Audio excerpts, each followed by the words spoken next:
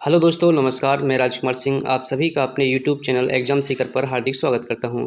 आज हम इस वीडियो में बीएड फर्स्ट ईयर के विद्यार्थियों के लिए बीएड फर्स्ट ईयर के षष्ठम प्रश्न पत्र बीडी 106 वैकल्पिक विषय हिंदी शिक्षण से मॉडल पेपर लेकर आए हैं। इस मॉडल पेपर में 50 अति महत्वपूर्ण प्रश्न हैं और जो विद्यार्थी चैनल पर पहली बार आए हैं और जिन्होंने अभी तक चैनल को सब्सक्राइब नहीं किया है वे विद्यार्थी चैनल को सब्सक्राइब कर लें।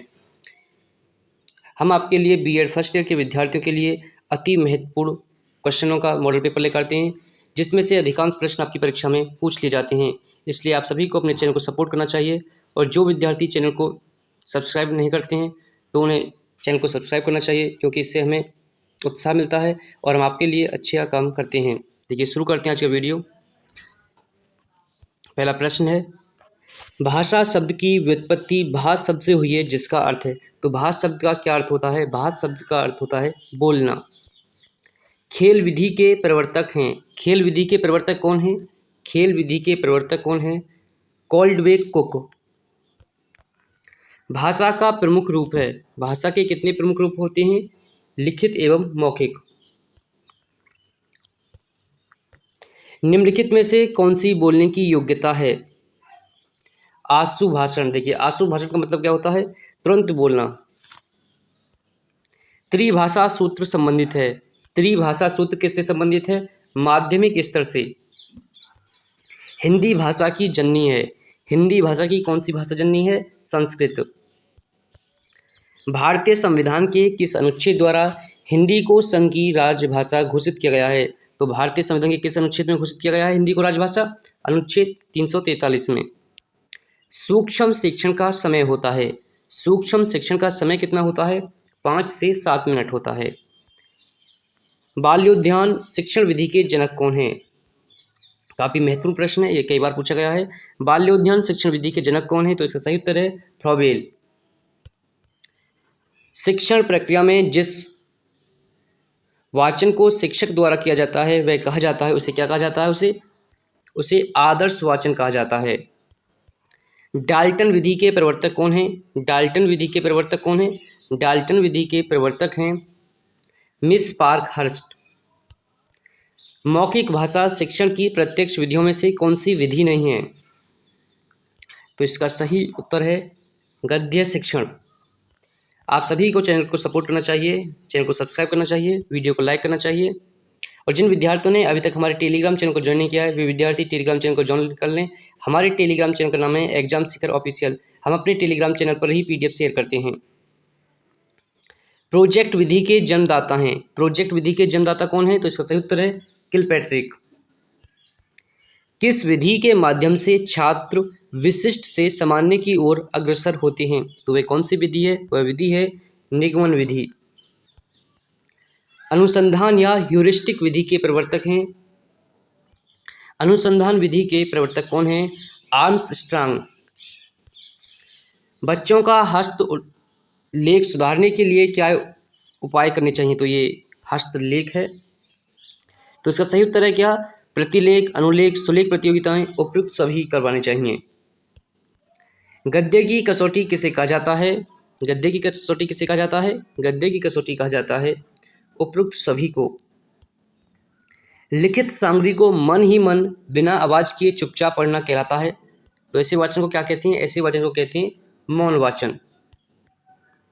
लेखन एक शारीरिक क्रिया है जिसमें बालकों के हाथों को गतिविधियां करनी पड़ती हैं।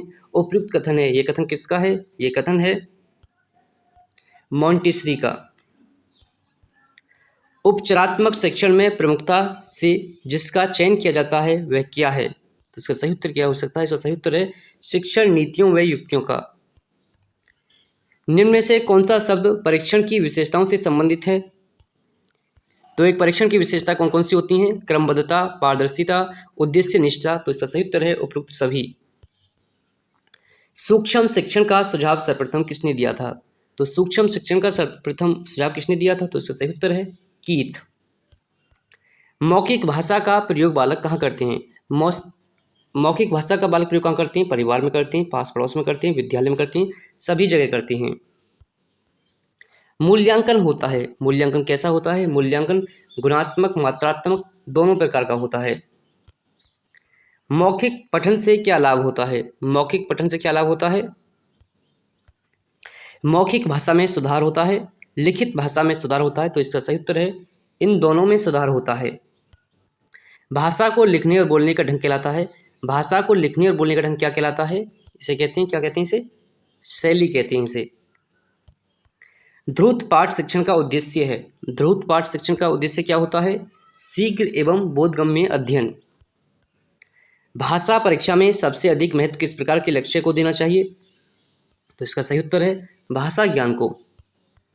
निम्नलिखित में से कौन सी विधि रचना शिक्षण की विधि नहीं है? भाष्य विधि। सतत एवं व्यापक मूल्यांकन के क्षेत्र हैं। उपयुक्त सभी। आप सभी को चैनल को सब्सक्राइब करना चाहिए, वीडियो को लाइक करना चाहिए। हिंदी भाषा का पढ़ना लिखना सीखना किससे शुरू करना चाहिए? शब्दों से, अक्षरों से, वाक्यों से, इन सभी के साथ। तो पढ़ना लिखना किसके साथ शुरू करना चाहिए? अक्षरों के साथ। पूर्व ज्ञान के आधार पर प्रश्न पूछे जाते हैं तो उन प्रश्नों को क्या कहते हैं? उन प्रश्नों को कहते हैं प्रस्तावना प्रश्न। उच्चारण के समय जब भी अक्षरों और शब्दों पर बराबर बल नहीं होता तो उसे कहते हैं, उसे क्या कहते हैं? उसे कहते हैं बलाघात। भाषा के संबंध में कौन सा कथन सत्य है? देखिए, भाषा कैसी प्रक्रिया है? भाषा अर्जित है, भाषा असामाजिक प्रक्रिया है, भाषा परिवर्तनशील है, भाषा जन्मजात है। देखिए, भाषा कैसी है? भाषा अर्जित है। भाषा सामाजिक प्रक्रिया होती है, ना कि असामाजिक प्रक्रिया होती है। संपूर्ण विश्व में कितनी लिपियां विद्यमान हैं? 20। हार्वर्ड के अनुसार पाठ योजना के कितने चरण होते हैं?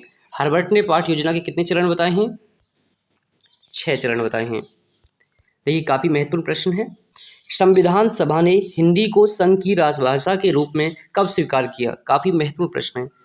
इसका सही उत्तर है 14 सितंबर 1949 को। 14 सितंबर को ही भारतीय हिंदी दिवस मनाया जाता है। भाषा सीखने की सबसे उत्तम आयु क्या है? यह भी महत्वपूर्ण प्रश्न है। 3 से 9 वर्ष की आयु को भाषा सीखने की उत्तम आयु कहा जाता है।